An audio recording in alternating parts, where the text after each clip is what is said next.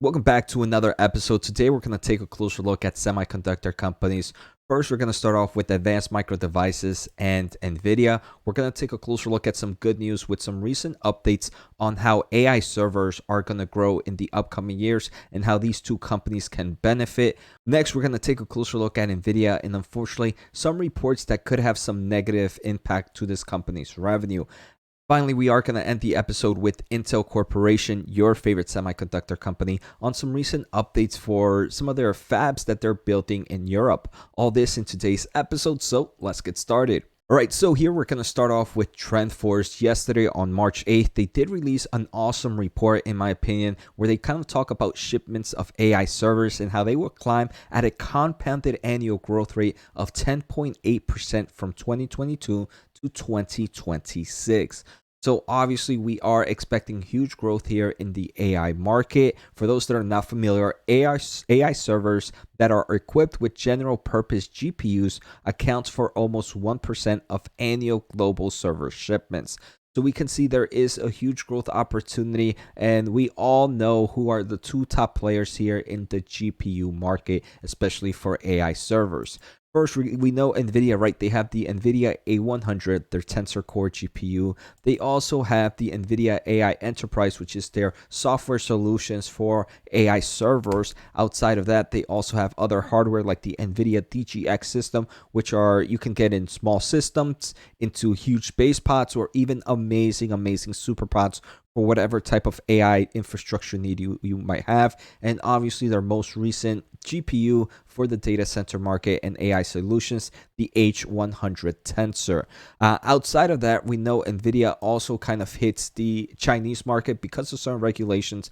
NVIDIA can't send out the A100 or the H100 to China, so NVIDIA had to re-engineer some of their products, and they do sell the NVIDIA A800 to China and certain kind of customers that are unable to receive the super powerful machines. So kind of seeing here, right, the first thing is we see this huge compounded annual growth rate expected for AI servers. They're being driven by a lot of kind of new technology, a lot of technology that we discuss here. If you kind of check out my semiconductor channel, Nick and Billy and we go in this report a little bit more in depth, but I really just want to take a closer look at AMD and NVIDIA in this report today. But again, make sure to check out that other channel if you want to hear more information and from other panelists as well. So another great information that was shared here in forms of from TrendForce is that in terms of the market share for server GPUs, NVIDIA controls roughly 80% of the market, where AMD controls about 20% of the market. I was honestly shocked when I read this. I thought NVIDIA was a lot stronger in the server GPU market. I didn't think AMD had that much of a market share in this kind of server GPU space, but it's interesting to see that is not the case, and I'm happy to be proven wrong because luckily for me, I'm both an NVIDIA and an AMD investor. Obviously, if we do see a huge growth in AMD in forms of AI servers, AMD can benefit dramatically. They have the MI250 already available for them, which are dealt for high performance computing and AI. This is their data center GPU. Outside of that, obviously, they're known for their data center CPUs, AMD EPYC. Right now, they have Genoa.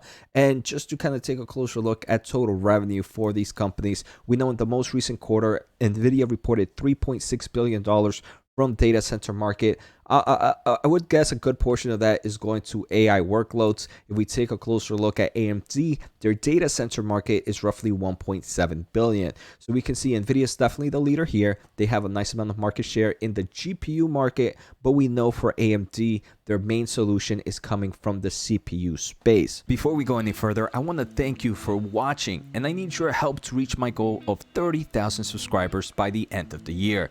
So if you can do me a favor, hit that subscribe button and thumbs up. Also, if you want some fantastic insight into the semiconductor industry, join my other channel, Semiconductor Investing and More, where I use my electrical engineering background to break down the semiconductor market. Finally, I want to thank the Motley Fool for sponsoring this video, and check out fool.com/Jose for the 10 best stocks to buy now. With that link, you get a promotional offer for their subscription service. Now, let's continue with today's episode. So pretty exciting for AMD investors. I think both AMD and NVIDIA investors can benefit from this AI push, especially if this compounded annual growth rate expected to be for the next 4 years above double digits. I mean, 10.8% in my opinion is amazing. So super excited for AMD and NVIDIA investors.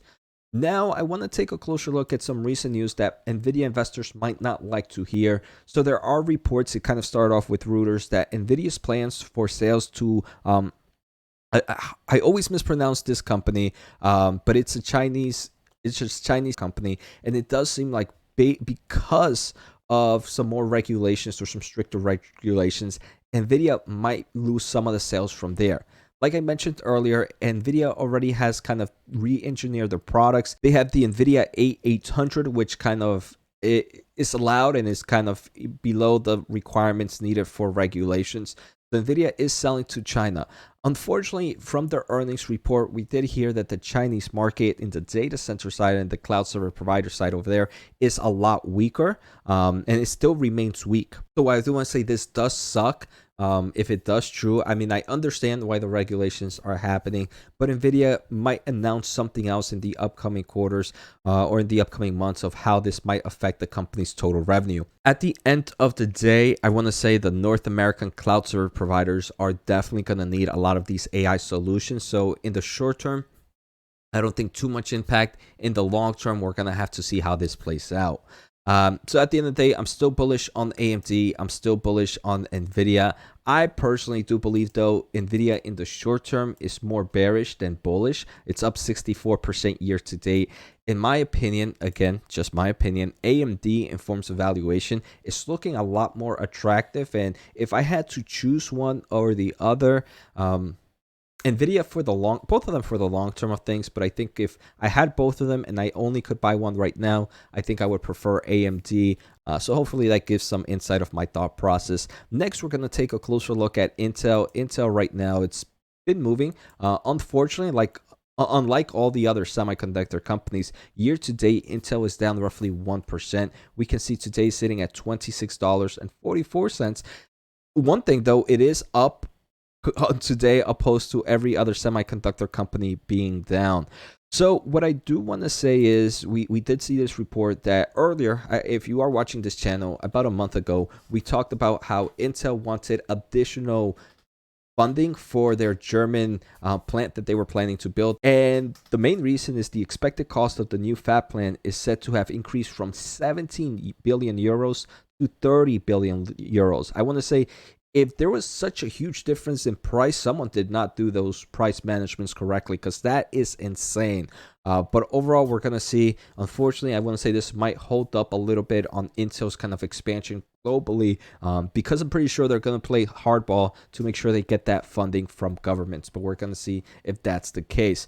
So not the best news, but not the worst news for Intel. Just a quick update here for AMD, Intel, and NVIDIA investors. Make sure to hit the subscribe button. Make sure to hit the thumbs up. Take care and see you all next time.